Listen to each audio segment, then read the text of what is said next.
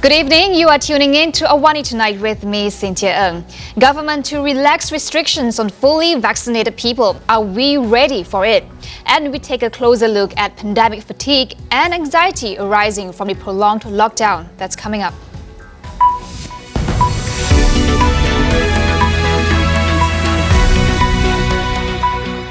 The government has agreed to amend the SOPs for phases 1 and 2 of the National Recovery Plan.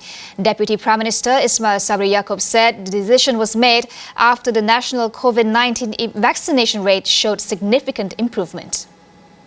He said for Phase 1, attendance at government offices will be increased to 40%, subject to instructions from the Chief Secretary to the Government KSN, while the accounting services were also allowed to operate at 60% capacity.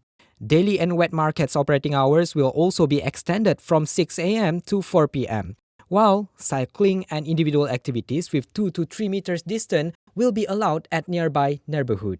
Meanwhile, under Phase 2, outdoor filming activities will be allowed under strict SOPs, while business premises, including petrol stations, are allowed to operate from 6 a.m. to 10 p.m. The government will consider relaxing restrictions on fully vaccinated individuals. Datuk Sri Ismail Sabri Yaakob said an announcement is expected after the Hari Raya Aidil-Adha celebrations. He said JKJAV was evaluating the restrictions that could be lifted and would present it to the cabinet shortly.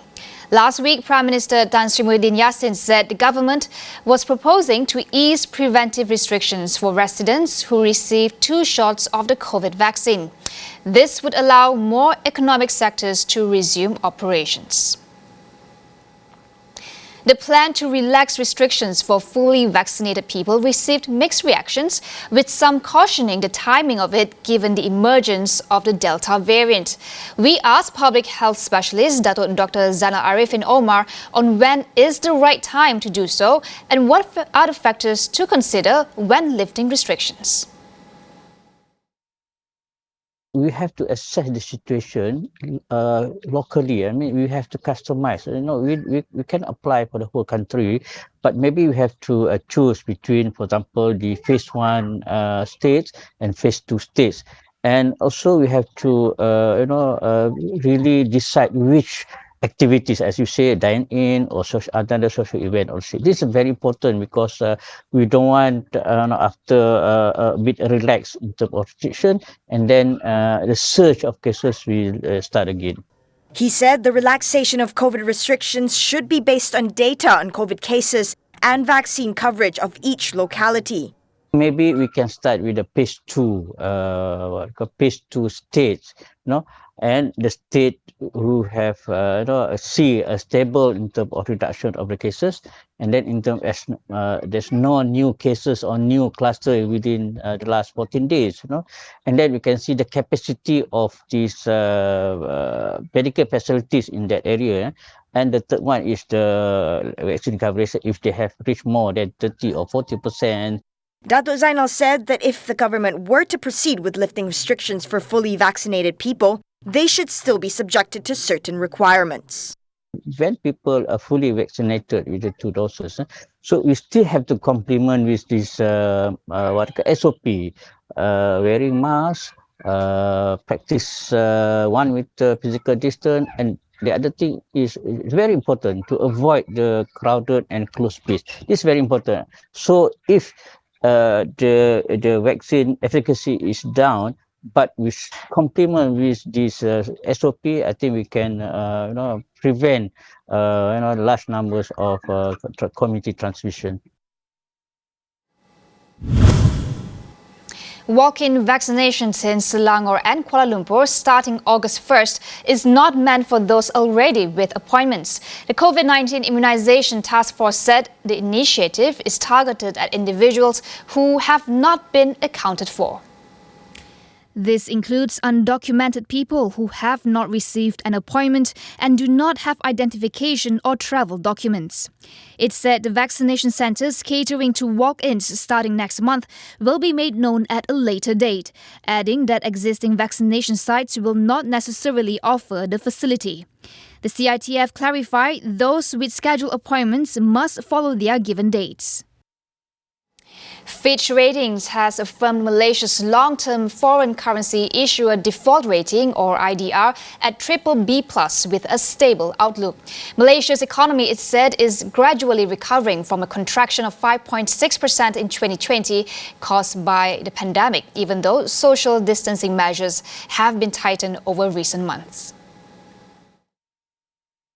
In a note released today, Fitch said it expects Malaysia GDP growth of 4.5% in 2021 and 6.3% in 2022, as the output gap narrows and the vaccine rollout gathers pace, which should allow the services sector to benefit from pent-up demand. Key rating drivers, it added, were strong and broad-based medium growth and persistent current account surpluses with a highly diversified export base. However, it said the ratings were weighed down by Malaysia's high public debt, a low government revenue base, and lingering political uncertainty. When will this pandemic end? That is the question on everyone's mind, as it appears that there is no end in sight as COVID-19 rages on. University Malaya's Dr. Haris Shah Abdul Hamid outlined steps that one can take to help ease the fatigue and anxiety arising from the prolonged lockdown. People are getting restless, people are getting dissatisfied, of course, anger. And we have seen recently when the number of cases went beyond 10,000 per day, people are experiencing even a heightened level of anger. And among some people, when they are perhaps no longer able to process this different information, the statistics, open statistics, and also press releases or media statements, they have started to lose the enjoyment in life.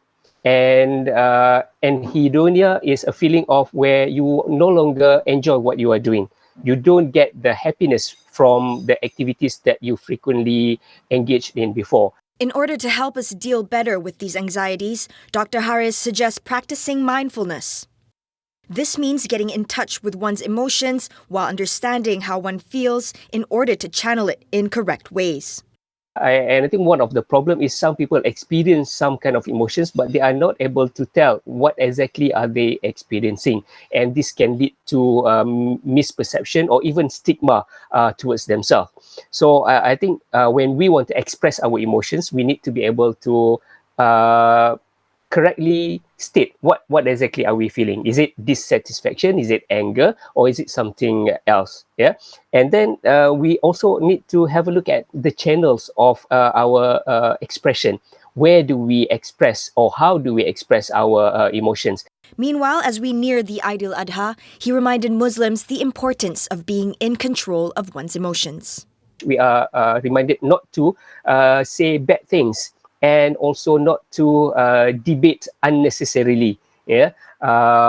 So we try to avoid a quarrel because this is part of the Islamic teaching as well. So that's one of the ways by which we can keep our emotions under control, inshallah.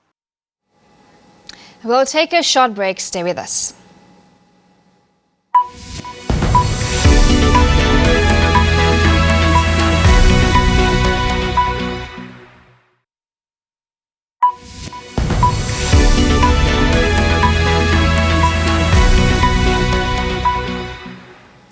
The pandemic has exposed major gaps in social safety nets in economies, including Malaysia. Despite assistance packages and stimulus efforts from the government, it is likely that some of those affected by the pandemic will fall through the cracks. We speak to ECM Libra Foundation Chairman, Datuk Sri Kalimullah Hassan, on stepping up to help the needy in times of crisis. Tens and tens of thousands of people who are suffering, people who have lost their jobs, people who can't feed their families and stuff like that. And I think the government has still not given it a serious look. He urges elected reps to go down to ground to fully understand the hardship of Malaysians and to ensure help reaches the needy. You don't realize how bad things are. And people, let's say you go to Kampung Kerinci, for example, right in the heart of Bangsa. You'll see hundreds of white flags there, and you extrapolate it, it goes into tens of thousands. And the government should have been looking at all these problems which will affect people who are starving, who don't have enough food to feed their children, no milk and all that. I think that's our biggest problem, because you push people to the wall. Look at what happened in Tunisia. Remember when people didn't have bread to eat, and how the Arab Spring started. So I think that's one key area the National Recovery Plan should look at. Instead, giving up food baskets has been going on since the beginning, but obviously it's not been done in a targeted and proper way. And that's why people are suffering so much today. Kalimullah, however, lauds the government's speedy vaccination rollout, but urges more to be done to protect Malaysians from falling through the cracks. What they're doing, the rollout of the vaccination, I think that's the best thing that has happened since the pandemic started. And the more people we vaccinate, I think that's the best strategy. So the lockdowns have affected us economically, and they have affected a lot of the population who have lost their jobs, who lost their livelihoods and stuff like that. So I think the vaccination would be the first step towards recovery. England is taking a step into the unknown today, lifting nearly all remaining COVID restrictions at a time when infections are high and rising. Prime Minister Boris Johnson has appealed to people to exercise their new freedoms with caution. From today, there will be no more limits on indoor gathering. Nightclubs can reopen. The 1 meter social distancing rule is removed and face masks become largely voluntary. Although some airlines and transport companies have said they will retain mask-wearing requirements, in essence, the majority of legal restrictions have now been lifted and replaced with an emphasis on personal responsibility as infections continue to rise. Cases remain high across the UK, with over 316,000 cases reported over the last 7 days, up around 43% from the previous 7-day period. The vast majority of infections are currently among younger age groups who are not yet vaccinated or fully vaccinated. Wildfires are growing across the western U.S., leading to evacuation orders and highway closures. At least 80 large fires were burning across nearly 1.2 million acres of land in 13 states. The explosion of wildfires come as another heat wave grips the country. Thousands of people were already facing evacuation orders. Weather forecast predicts that dangerous fire weather conditions and dry thunderstorms will be widespread, particularly in California and southern Oregon. Extremely dry conditions have also swept the region, making fires harder to fight. Thousands of face masked and socially distanced pilgrims performed their prayers on Mount Arafat in Saudi Arabia today. This is the second year COVID-19 took a toll on the annual pilgrimage, as only citizens and residents were allowed to perform the Hajj. Saudi Arabia, home to Islam's holiest sites in Mecca and Medina, has barred worshippers from abroad for a second year running. This year, only 60,000 Saudi citizens and residents aged 18 to 65 who have been fully vaccinated or recovered from the virus and do not suffer from chronic diseases were selected to perform Hajj. Last year's largely symbolic Hajj saw fewer than 1,000 people from within the kingdom taking part. In previous years, more than 2 million pilgrims used to cover Mount Mercy on the plains of Arafat. Mount Arafat is also where Prophet Muhammad gave his last sermon.